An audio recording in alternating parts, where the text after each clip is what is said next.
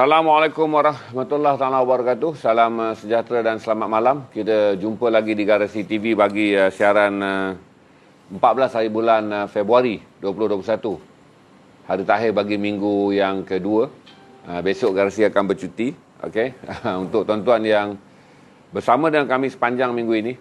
Tuan-tuan yang bersama dengan kami sepanjang minggu ini, minggu yang penuh sejarah dan penuh dengan pencapaian luar biasa Garasi selama 8 bulan ditubuhkan. Ini adalah bulan yang ke-8 Garasi TV bersiaran sejak bermula pada 3 hari bulan Julai tahun 2020. Syukur Alhamdulillah sokongan yang anda berikan. Tanpa anda siapalah Garasi, kerana anda semua rakan-rakan Garasi lah yang akhirnya melihat bagaimana Garasi membangun daripada sebuah store kecil di Kampung Baru. Sekarang pun taklah gudang, tapi di tempat yang lebih selesa sedikit di KL Traders ni. Saudara melihat perkembangan kami daripada 2,300 lebih akaunnya dengan 30 penonton live semasa, dan kadang-kadang kerap kalinya sekitar 1,000 ke 1,500 penonton after view ketika kami memulakan minggu-minggu pertama. Saudara juga menyaksikan bagaimana kami meraihkan makan malam apabila berjaya mencapai 100 view. Saya tak ingatlah, mungkin pada bulan yang kedua, saya rasa pada bulan Ogos. Kami adakan makan malam kerana gembira, kerana berjaya mendapat 100 view semasa untuk pertama kali. Kami mengucapkan banyak terima kasih pada mereka yang terus share dan share dan share. Saya tahu pada waktu tu ramai tu yang old-timer yang kekal sampai sekarang, walaupun sebahagiannya tak lagi aktif tapi hanya memarti, memandang je, kerana ada masanya mereka juga cuba lock dan shoot, tetapi berebut dengan ramai yang dah masuk dah sekarang. Saudara juga melihat pertama kali kami menaiki poster dengan gembiranya apabila melangkaui 10,000 follower. Pada waktu tu setiap kali 1,000 follower, bermula daripada 5,000 follower, 6,000 follower, 7,000 follower, 8,000 follower, 9,000 follower, 10,000 follower. Sentiasa diadakan lock free bagi item-item terutama kasut Doc Martin, baju, segala macam seluar, kerana pada waktu itu kami sangat menghargai perkembangan kami. Bukanlah sekarang kami tak hargai, tapi mengimbau sejarah, kerana ini adalah bulan ke-8. Walaupun secara relatifnya saya menyasarkan pada hujung Mac untuk mencapai 100,000 rakan Garasi, tapi agak mustahil kerana agak perlahan share-nya, kerana setiap minggu bermula daripada bulan Disember kami hanya menerima 1,000 ke 2,000 saja rakan Garasi baru. Tak apa, syukur Alhamdulillah, kerana ada masanya jumlah bukan menunjukkan kualiti, kuantiti tidak menunjukkan kualiti. Kami berterima kasih kerana minggu inilah minggu sejarah yang paling besar berjaya Garasi lakukan, dan sejarah yang paling besar tentulah kami berjaya membantu 2 penerbit buku mencapai jualan RM50,000 pada 2 hari berturut-turut, iaitu pada hari pertama Nuha Buku telah mengesahkan secara total keseluruhannya Nuha Buku berjaya menjual combo buku Salina, Warkah pada Pak Bidin dan CEO Grab Blues dengan 300 naskah bernilai RM30,000. ITBM menerima tempahan pada malam tersebut RM22,700, dan saya yakin akan berlebihan kerana ITBM sebelum itu telah pun menerima tempahan lock hanya RM18,100, tetapi berjaya menutup akaun dengan RM18,500 jualan. Jadi inilah minggu yang bersejarah, kerana aspirasi saya secara peribadi adalah untuk memiliki sebuah TV streaming buku. Tetapi gagal dilaksanakan. Tapi Allah mengatur, Allah Maha Bijak. Apabila anda kehilangan sesuatu, anda akan mendapat sesuatu. Jadi akhirnya saya berkolaborasi dengan Garasi dan menjadi streaming untuk jualan jeans. Dan syukur Alhamdulillah, walaupun kita jual jeans, akhirnya saudara peminat-peminat jeans juga adalah penyokong industri buku. Dan saudara berjaya membuktikan kepada semua pihak bahawa streaming ini mampu membantu industri buku hingga boleh mencapai jualan RM30,000 dalam masa 1 jam 8 minit. Bayang saudara, RM30,000 diperolehi oleh Nuha Buku dalam tempoh 1 jam 8 minit. Untuk makluman saudara, Garasi tidak mengenakan sebarang charge atau komisen kepada semua mereka yang pernah datang stream buku di Garasi, yang stream buku. Begitu juga mereka yang datang stream produk-produk kecil seperti menjual madu lebah, menjual sabun, jual kek, apa lagi yang jual pembersih kotoran. Kesemua usahawan-usahawan kecil ni tidak pernah kami jadikan, kami tidak pernah kami charge apa. Kami bergembira kerana mereka menjadi sebahagian rakan kolaborasi. Besok saya akan naikkan poster di mana pertama kali pada bulan Mac nanti kami akan melancarkan streaming 48 jam di Garasi TV untuk membolehkan anda log pakaian, buku-buku dan pelbagai produk peniaga kecil selama 48 jam streaming live untuk membuktikan bahawa stream akan menjadi gaya baru bagi jualan, terutama bagi produk-produk yang begini tuan-tuan. Ada produk pembeli akan mencari produk. Yes, kita strong, brand kita kuat, kita boleh berniaga secara online kerana kita dicari orang. Tetapi stream memberi ruang kepada peniaga-peniaga kecil menerima satu lagi hakikat bahawa kita perlu mencari pembeli. Berarti kalau kita nak berada dalam akaun online, ada lebih 5 juta akaun online yang bergerak di Facebook dan bergerak di web di Malaysia yang mustahil untuk peniaga-peniaga kecil bersaing. Maka stream datang untuk membantu kita keluar daripada persaingan dengan berjuta-juta rakan niaga yang lain, tetapi memacu stream sebagai gaya baru untuk melangkah selangkah ke hadapan daripada online. Sebab itu saya bagi tahu perniagaan dalam atas talian atau perniagaan dalam talian ni tidak sama dengan stream, kerana stream adalah jualan langsung yang berasaskan kepada first lock consider sold, gentleman lock consider sold, manakala jualan online adalah berdasarkan pada aplikasi di mana pembelian dibuat melalui booking. Jadi tunggu Mac nanti 48 jam saudara, saya nak tengok siapa yang tahan memecah rekod sebagai penonton paling lama. Mustahil ada yang 48 jam. Tapi kalau saya dapat attend dalam ada lebih kurang dalam 4 sesi jualan buku, 4 sesi jualan jeans dan 4 sesi bersama rakan-rakan seller dalam pelbagai perniagaan. Kami telah memilih Institut Terjemahan Buku Negara dan Nuha Buku sebagai rakan kolaborasi buku kerana kita tak boleh berkolaborasi dengan terlampau ramai kerana dia akan mencetuskan suasana panik di studio ni, kerana bekerja dengan ITBM dan juga Nuha Buku senang, easy going, keputusan cepat dicapai. Jadi kami mulakan dulu stream buku untuk memecah rekod jualan yang kami sasarkan pada stream tersebut adalah 1000 log bernilai 100,000 dalam tempoh 48 jam bagi membuka mata dan membuka ruang pada industri buku, terutama pengusaha-pengusaha buku tempatan, penerbit-penerbit buku tempatan, untuk tidak mengalah dengan mengatakan digital menyebabkan industri buku fizikal mati. Tetapi untuk membuatkan orang percaya bahawa orang Melayu masih membaca buku fizikal, tetapi jualannya mestilah berkesan dengan menggunakan kaedah stream. Jadi sokong kami pada Mac nanti. Poster akan saya naikkan esok. Terima kasih pada mereka yang like poster seluar. Saya bukan saya tuan-tuan yang menanti seluar Garasi tuan-tuan. Saya pun tak sabar menunggu menunggu barangnya tiba. Kerana saya sendiri nak menggayakannya, kerana potongan untuk saya ada 2 tu, 16 dan 18 Aussie. Tapi itulah 100 like. Saya yakin dengan sokongan saudara tu 100 like tu mungkin dalam 30 minit dia akan habis. Walaupun kita war-warkan publicity tu begitu besar, tapi sebenarnya 100 like berdasarkan rekod kita menjual seluar.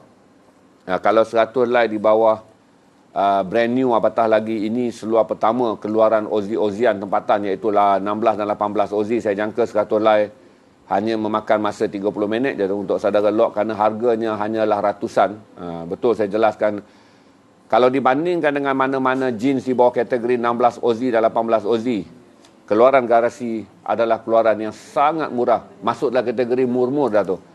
Kemudian 150 like yang kedua akan tiba pada Mac nanti. Kami akan stream sekali lagi untuk menghabiskan 150 like yang saya jangka akan mengambil masa 45 minit je. Jadi hanya ada 250 like di bawah edisi khas di mana pi-nya tertulis bebaskan Al-Aqsa. Kerana itu saja, dia limited edition 250 like. Kemudian barulah keluar 400 like. Jeans 18 Aussie saja, kerana kami tidak. Begini tuan-tuan, kalau kita mengeluarkan 14 Aussie, harganya, kosnya sampai sama saja mengeluarkan 18 Aussie. Jadi kami memilih 400 like bagi edisi An-Nakbah, iaitu untuk mengenang jatuhnya Palestin di tangan Israel, bagi menyambut hari kesedihan. An-Nakbah adalah hari kesedihan yang akan kami pasarkan lebih awal kepada April, bersempena juga dengan An-Nakbah yang jatuh pada bulan Mei, iaitu 15 Mei, dan jatuhnya Ramadan. Dan kami juga melancarkan Double R, iaitu Ramadan Raya, Garasi Double R Ramadan Raya, dengan melancarkan jubah dan juga dengan melancarkan kurta dan baju Melayu denim di bawah jenama Garasi Kepala Kain. Kami juga akan melancarkan topi Garasi pada edisi An-Nakbah. Jadi di bawah edisi Bebaskan Al-Aqsa hanya ada 250 helai jin dan 200 set baju. Gambar bajunya saya rilis besok. Okey saudara, itu saya ucapkan terima kasih dan itulah perkembangan yang akan saya berkongsi dengan saudara. Dan selepas itu saudara jangan risau. InsyaAllah kalau Allah doakan Allah mudahkan jalan supaya kami dapat memasarkan setiap bulan 400 helai jeans dengan pelbagai edisi. Berarti kami telah menjadualkannya dengan mengikut semua kalender yang berkaitan dengan Palestin. Berarti yang pertama saudara akan dapat 250 helai edisi Bebaskan Masjid Al-Aqsa. Kemudian saudara akan berpeluang mendapat 400 helai edisi An-Nakbah dengan banyak perubahan, painnya diubah, logonya diubah, cetakannya diubah. Kainnya juga kami ubah kainnya. Kalau yang ini saudara dapat lebih selabi, kami cuba mendapatkan kain yang lebih berbulu untuk edisi 450 helai An-Nakbah. Kemudian kita akan pergi kepada edisi Yasir Arafat bagi mengenangkan pejuang Palestin yang paling berjasa. Kita akan ada pada selepas Hari Raya edisi Yasir Arafat. Kemudian kita akan ada edisi-edisi yang seterusnya. Sama ada edisi kembar. Edisi kembar Peta Palestin. Iaitu edisi kembar Peta Palestin 1945 dan Palestin 2020. Bagaimana saudara melihat menguncup dan mengecilnya Pesta Palestin yang kami letakkan pada pai belakang. Kerana di bawah edisi Al-Aqsa kami tidak meletakkan gambar kubah kerana sensitif gambar kubah pada punggung. Kami hanya meletakkan perkataan saja. Tetapi pada t-shirtnya yang saudara dapat besok, saudara akan dapat melihat Dome of the Rock sebagai gambarnya untuk saudara mengenang itulah simbol Masjid Al-Aqsa. Kita ada berapa nombor, Sam? Itu yang saya dapat share dengan saudara bagi saudara mengikuti perkembangan barangan yang selepas ini saya boleh bagi tahu secara konsisten bermula pada April. Saudara bolehlah mendapatkan 400 helai jin secara setiap bulan dengan pelbagai desain berbeza dan pelbagai edisi berbeza, tetapi mengekalkan semangat dan janji kami kesemuanya adalah tentang Palestin, tentang Al-Quds dan tentang Al-Aqsa. Okey? Untuk isu semasa, hari ini merebak berita mengenai seorang doktor yang mati selepas menerima suntikan vaksin. Ini pun kalau tak dijelaskan pada saya, saudara akan spin, ramai orang akan spin dan saudara mungkin dikelirukan dengan berita daripada Nashville, Amerika Syarikat ni. Tuan-tuan, doktor ni mati kerana dia menyuntik vaksin yang tidak diiktiraf. Ini vaksin yang tidak termasuk dalam senarai 18 vaksin yang sedang memohon permohonan daripada pertubuhan, daripada agensi perubatan dan dadah Amerika. Tak termasuk, tidak disenaraikan oleh Pertubuhan Kesihatan Sedunia WHO sebagai vaksin yang sedang menjalankan ujian klinikal tahap 3.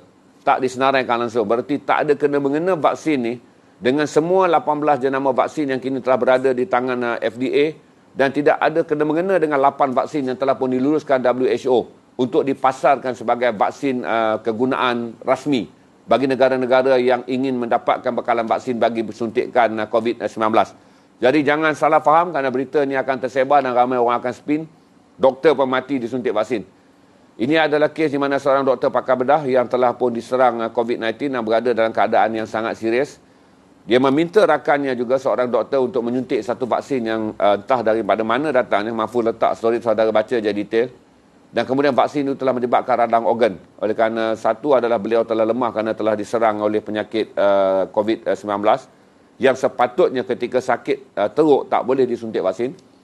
Beliau menerima suntikan ketika berada dalam keadaan parah, maka akhirnya vaksin tersebut berada dalam tubuhnya yang menyebabkan berlaku pada radang, pada organ dan juga kepada pelbagai bahagian tubuh yang sensitif menyebabkan kematian doktor ni.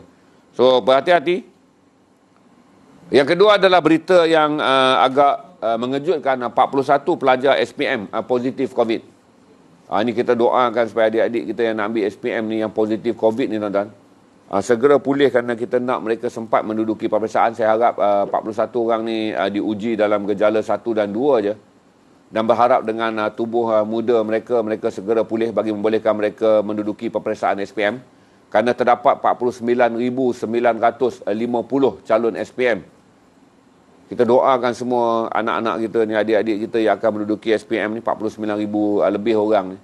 yang sekarang belajar secara bersemuka, iaitu berada secara fizikal di kelas dan mendapatkan pendidikan. Bahagian yang dijangkiti ni adalah mereka yang berada di asrama, 41 orang ni. Saya harap tak ada kluster selepas ni. Harap ini adalah kes yang pertama dan terakhir kita dengar mengenai jangkitan di asrama, dan kita doakan dengan kekuatan dan semangat dan perlindungan Allah, kekuatan dan semangat mereka yang dijangkiti, doa kita, dan juga akhirnya Allah makbulkan mereka segera pulih dan dapat menduduki peperiksaan, kerana peperiksaan tak lama lagi, tuan-tuan. Kita harap mereka tak tercicir, tak lemah semangat sepanjang berada dalam isolasi. Saya beritanya tak lengkap, tapi saya yakin kata hanya isolasi tahap 1 dan 2 je tu, sebab dia tak senaraikan ada yang kritikal tu, hanya disahkan positif je. Harap mereka tabah. Yang ketiga, jangan salah faham tentang gambar tu susah saya nak tengok. Yang tiga adalah COVID-19 di Thailand. Kebetulan saya ada satu kawan yang sedang berada di Thailand. Dia menghantar angka jangkitan COVID di Thailand hari ini hanya 166 kes. Total jangkitan di Thailand saya dah nampak dalam grafik tu, tapi angka kematiannya tinggi, 800 lebih. Walaupun angka jangkitannya rendah, hanya sekitar 10,000 kes je di Thailand tu. Angka pulihnya tinggi 6,000 lebih, tetapi Thailand mencatatkan angka kematian yang hampir sama dengan kita 900 lebih, Thailand 800 lebih. Berarti Thailand hampir mencapai 8% kematian.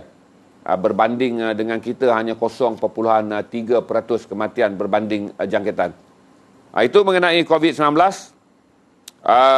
Kes sembuh hari ini, kita dah tahu bahawa hari ini adalah hari yang menunjukkan kita berada dalam trend yang terbaik sejak 11 Januari lalu, iaitu kita menerima angka pulih paling tinggi, iaitu 4,525 orang, berbanding angka jangkitan hanya 2,464. Tapi saya tak mau dedah, saya nak berkongsi dengan saudara maklumat yang tepat yang saya baca di Facebook KKM. Penurunan angka positif adalah berkait dengan pengurangan angka swab. Jadi dia bukanlah berita yang sangat luar biasa pun. Kita anggap yang luar biasa adalah angka pulih.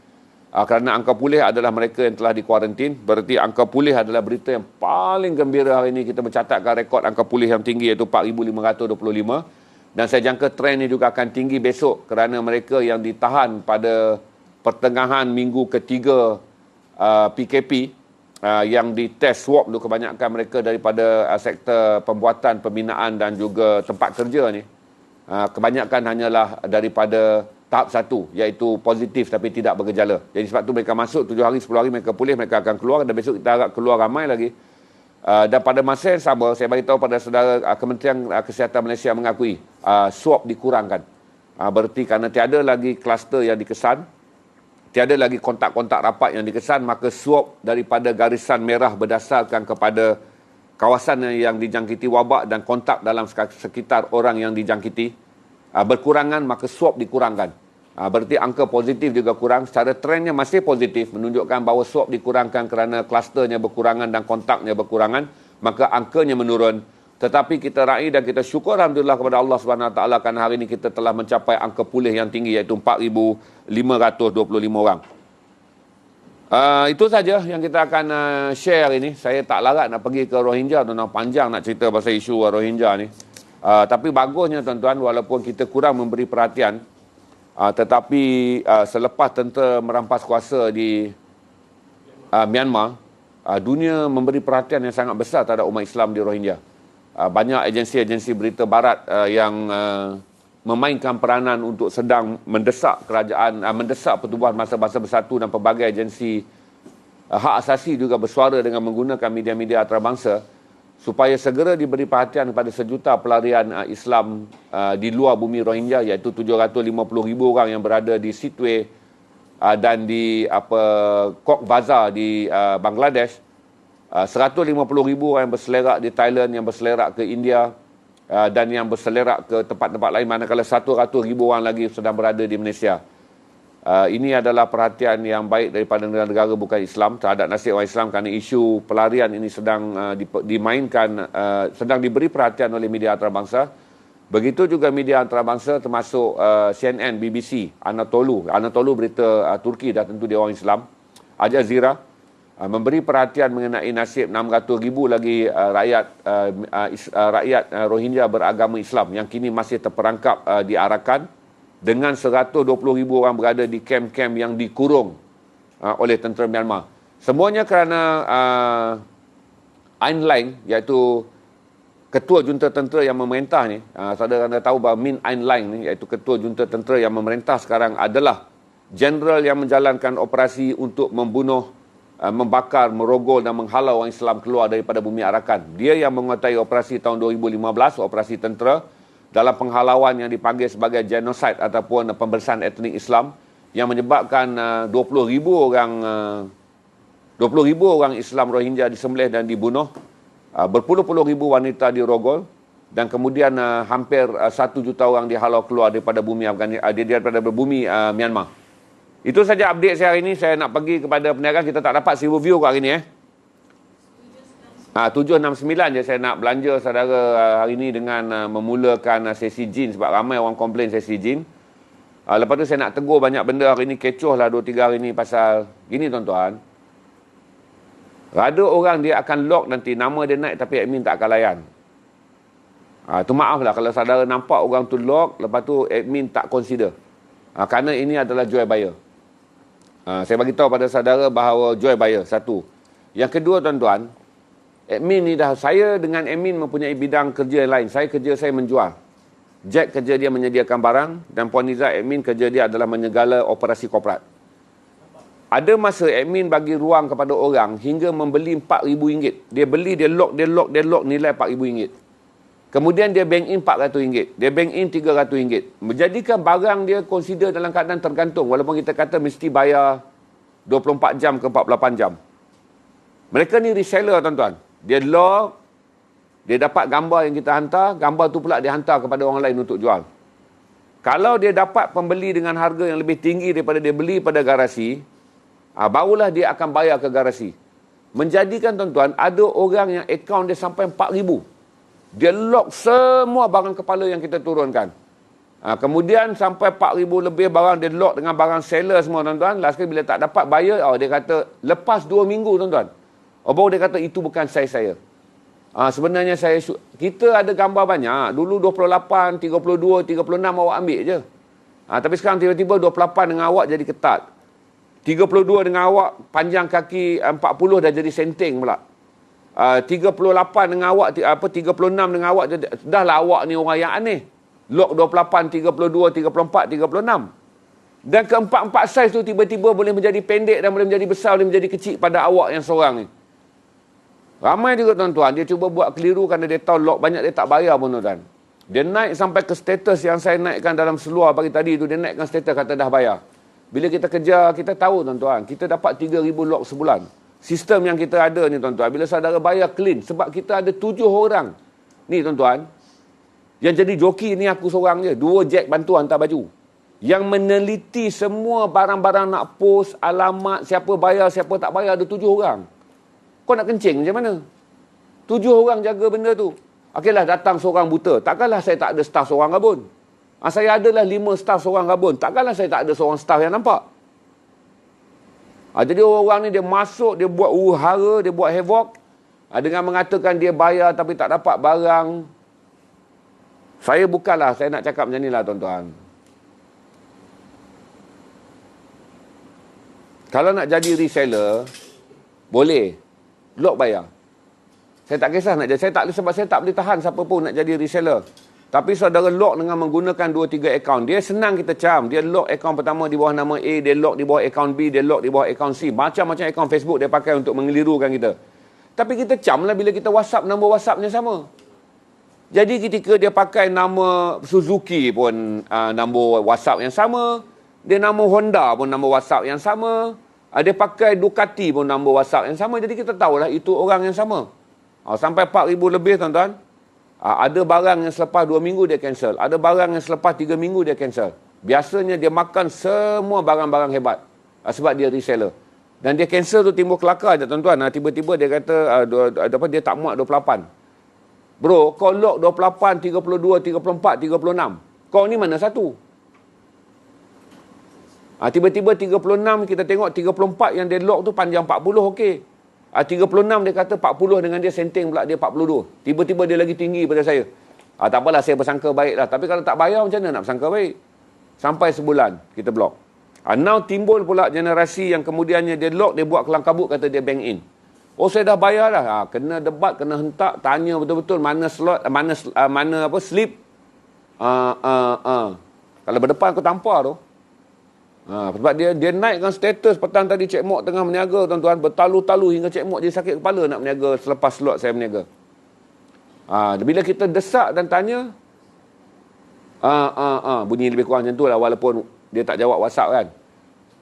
Tu tak tahulah tu, kalau boleh dekat Mangkolam tu berpusing 4 kali kepala tu. Okey tuan-tuan, saya tak mau bebel panjang, tapi saya nak bagi tahulah banyak apa makin besar periuk makin banyak keraknya, lain padang lain belalang macam-macam orang. Tapi saya nak warn je lah, jangan jadi virus. Saudara masuk adalah dengan niat menipu. Lepas tu saudara naik pula status macam-macam, saudara masuk dengan niat jual buyer. Lepas tu bila saudara lock tak dapat, saudara komplain kat saya. Sebenarnya saudara dah di blacklist. Sedar dirilah, orang dah tak nak tengok muka engkau. Angkat kaki je, bagi ada air muka sikit. Sekalipun nak jadi penipu, penipu yang terhormat adalah penipu yang masih ada maruah. Itu saya cerita kat saudara. Kalau penipu pelah tak masuk maruah, itu binatang jalang, kalau kata Khairi Anwar. Jadi jangan jatuhkan diri saudara sampai ke tahap binatang jalang tu. Nak menipu biar ada maruah, penipu kalau sampai tak ada maruah, saudara adalah binatang jalang. Ni saya petik je kata Khairi Anwar. Okey, saya nak mula berniaga nak jual murah pada saudara belanja je malam ni.